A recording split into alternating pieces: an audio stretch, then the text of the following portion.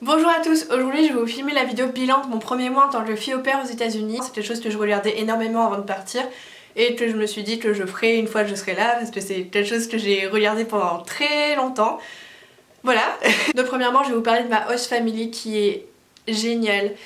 Je l'ai choisie, je savais que ça allait être une bonne famille mais je m'attendais pas à ce que ça soit aussi bien parce que j'ai entendu beaucoup de témoignages de filles au pair qui disaient qu'elles étaient déçues après avoir choisi leur famille en arrivant chez eux. Mais moi c'était pas du tout le cas, c'était complètement l'inverse, j'étais agréablement surprise parce qu'ils sont vraiment adorables, super attentionnés. Ils m'attendaient à l'aéroport avec des affiches avec écrit en gros Welcome Emma. Quand je suis rentrée dans ma chambre j'ai vu qu'il y avait un panier avec des produits de soins, des trucs genre shampoing après shampoing, des trucs pour le corps et tout. Et un panier de trucs à manger, genre des petits gâteaux, des trucs d'ici, des chewing-gums, des trucs comme ça, c'était super gentil, super attentionné. Le premier week-end ils m'ont emmené dans un parc d'attractions, c'était... Enfin vraiment ils voulaient que je me sente bien chez eux, que je me sente à l'aise, ils voulaient me faire plaisir, que je découvre un peu les alentours. Je sais pas, ils me mettaient vraiment à l'aise, ils faisaient tout pour en tout cas. C'était vraiment super gentil de leur part et très génial. Dès qu'on sort quelque part pour manger par exemple ils m'invitent, dès qu'on fait une activité ils m'invitent. Dès que eux ils ont des choses de prévues ils m'invitent mais je suis jamais obligée de venir parce que en général le week-end c'est des temps libres pour moi, c'est prévu comme ça dans le truc de l'agence. Mais ils me proposent toujours si j'ai envie de venir avec eux, en général j'y vais parce que ça me fait plaisir de passer un moment avec les filles, avec toute la famille etc, j'adore. Et donc voilà, ils me proposent et si j'ai pas envie, bah, je suis pas obligée d'y aller. Un des week-ends ce dernier mois là j'ai été malade, mais malade comme jamais tu vois. Et la maman elle m'a apporté une petite soupe au lit avec des crackers, trop mignon. Elle était allée chercher en rentrant du travail des médicaments pour moi. Après le lendemain le père il m'a emmené à la clinique pour qu'on fasse des analyses. Après il m'a emmené à la pharmacie, il m'a payé mes médicaments parce que les médicaments ici c'est très cher. Enfin là c'était, j'ai une assurance donc c'était pas ultra cher mais c'est lui qui me les a payés, c'est lui qui m'a soigné en quelque sorte. Enfin je sais pas, ils ont été super gentils, les filles tout le temps elles passaient dans ma chambre en me demandant est-ce que ça va et tout. Ils sont vraiment très gentils, c'est une famille.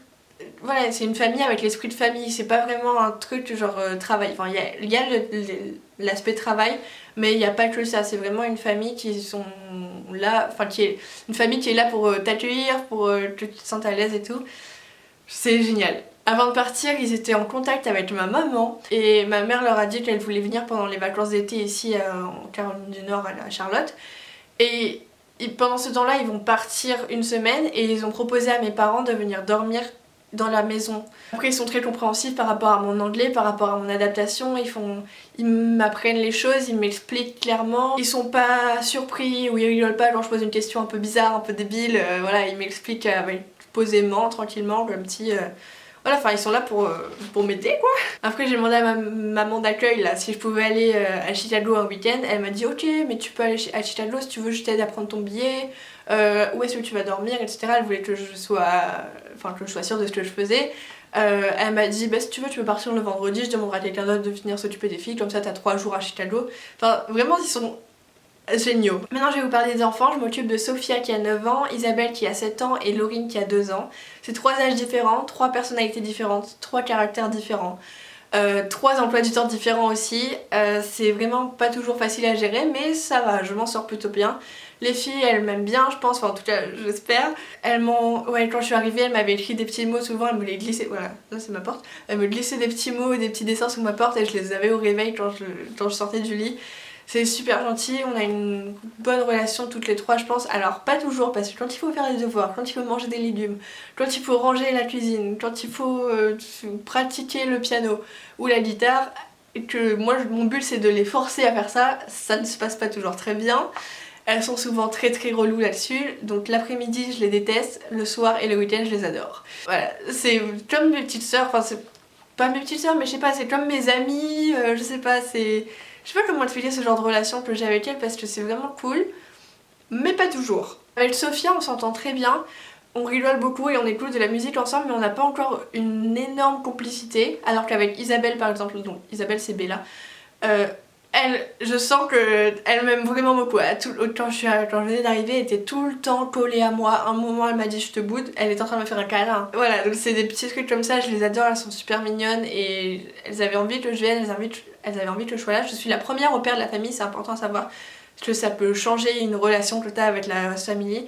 Donc c'est, voilà, renseignez-vous là-dessus si jamais ça vous intéresse. Ensuite, la plus petite, le bébé, elle est dans sa période où dès que sa mère quitte la pièce, elle pleure. peu importe pour qui, même pour la babysitter qui était là depuis bien avant moi, si la mère est là, personne ne fait rien d'autre pour elle. On peut pas lui donner une serviette, on peut pas lui essuyer la bouche, on peut pas lui donner à manger, on peut pas lui donner à boire. Si la mère est là dans la pièce, il faut que ce soit la maman qui le fasse et personne d'autre, ou le père en général, mais c'est souvent la mère.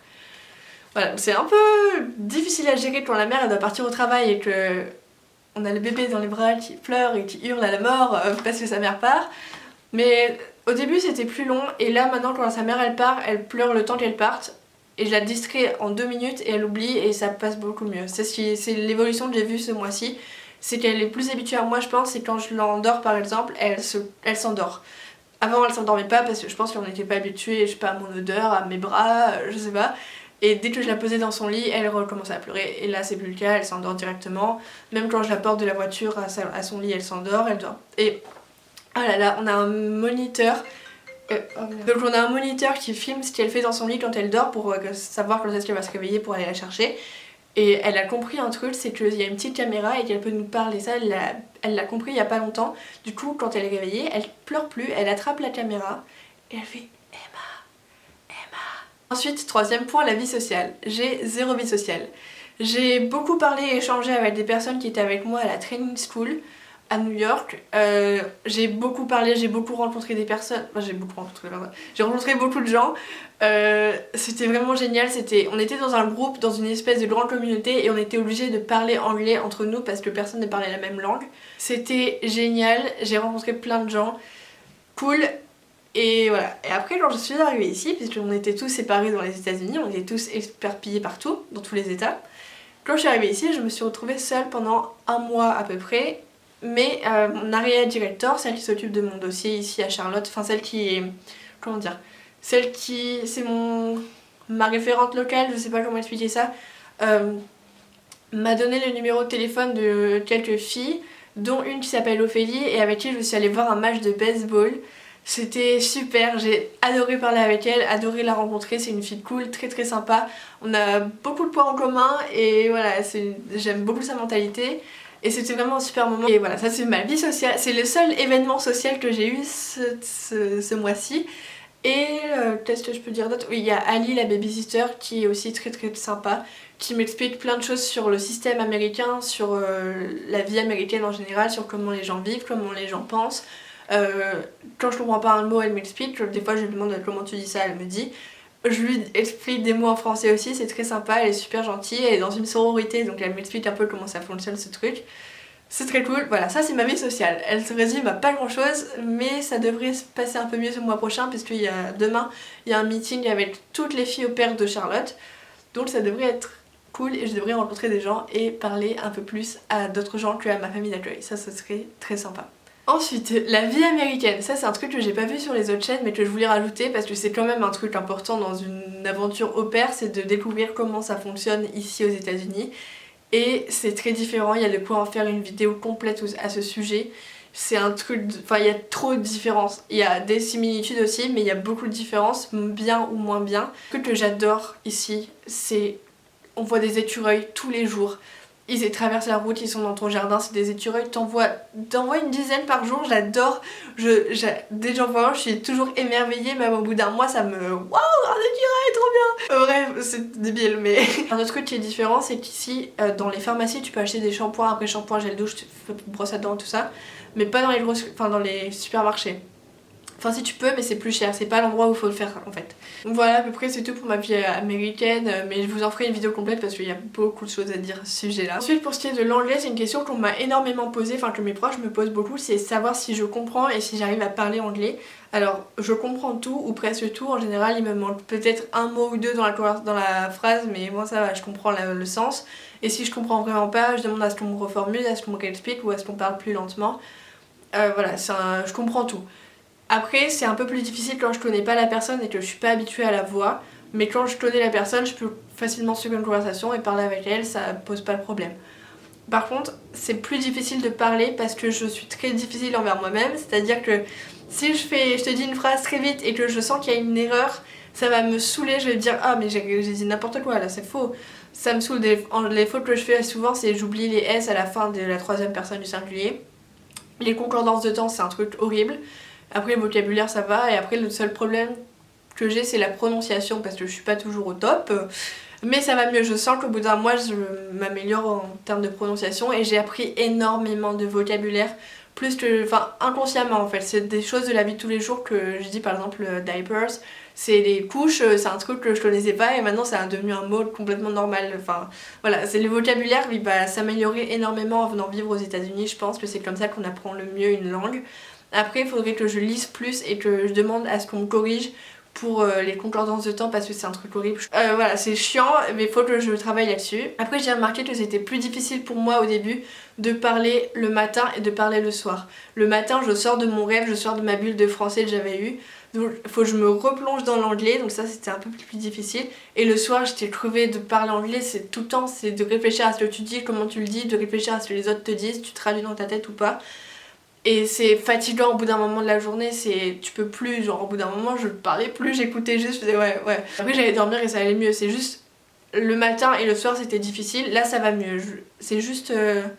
Ouais, le matin quand je me rends compte qu'il faut que je reparle anglais, là après je vais aller chercher la fille à l'école, il va falloir que j'aille parler anglais. Et la transition elle me surprend toujours un petit peu au bout d'un mois, mais le soir ça va mieux, je me fatigue moins vite. Voilà, j'ai l'impression d'être une loque, genre je me fatigue à parler anglais, c'est difficile ma vie quand même hein. Voilà pour l'anglais. Ensuite pour les voyages, j'ai fait, donc je suis partie de la France, j'ai fait Lyon, Bruxelles, New York, enfin Newark, dans le New Jersey. J'ai dormi là-bas à l'hôtel à la training school, je vous en ferai une vidéo complète pour vous expliquer comment ça se passe je pense pour ceux qui savent pas et qui n'en ont jamais entendu parler. Voilà, donc on dormait dans le New Jersey et pendant ces 3 jours de stage à New York, dans le New Jersey, on est allé visiter New York, la ville même. Donc j'ai fait l'état du New Jersey, l'état de New York, on a visité la ville, on a visité les points clés, quelques-uns en bus en 1 heure ou 2, c'était pas énorme. Donc je pense que j'y retournerai pour vraiment visiter. Là on est juste resté dans le bus, c'était pas ultra intéressant même si on a appris pas mal de choses. On est passé devant l'immeuble de Friends, voilà, j'étais contente. Ensuite on est allé à Times Square, on avait 1 heure de libre à Times Square, mais mon Times Square, enfin c'est beau, c'est magnifique etc. Mais moi les magasins je suis pas... Enfin, je suis rentrée dans aucun magasin, j'ai juste mangé. Voilà, donc je pense que j'y retournerai. Donc j'ai fait New York, New Jersey, ensuite je suis venue de Newark jusqu'à Charlotte en Caroline du Nord. C'est là où je vis en ce moment. Donc j'ai visité un peu les alentours, on a fait quelques activités avec les parents et ils m'ont emmené dans un parc d'attractions qui est Carowinds.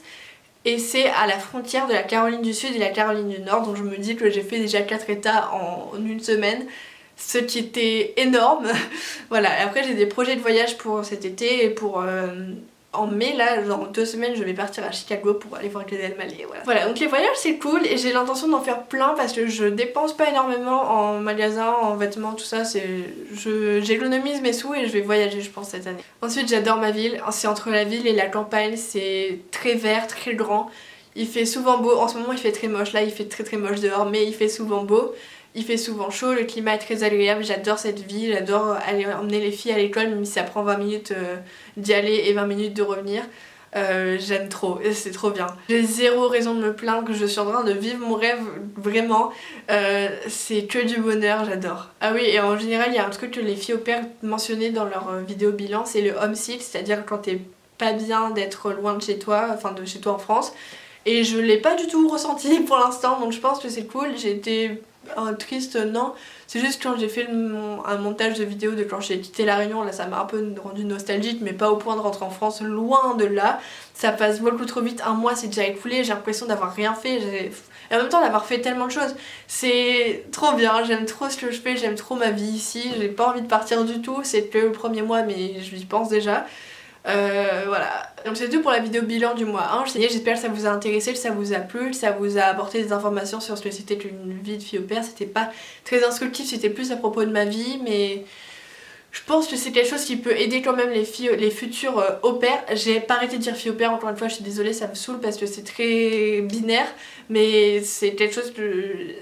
comme ça que j'ai connu la chose, mais c'est au pair le terme général, bref. Voilà, c'est tout pour cette vidéo, bisous.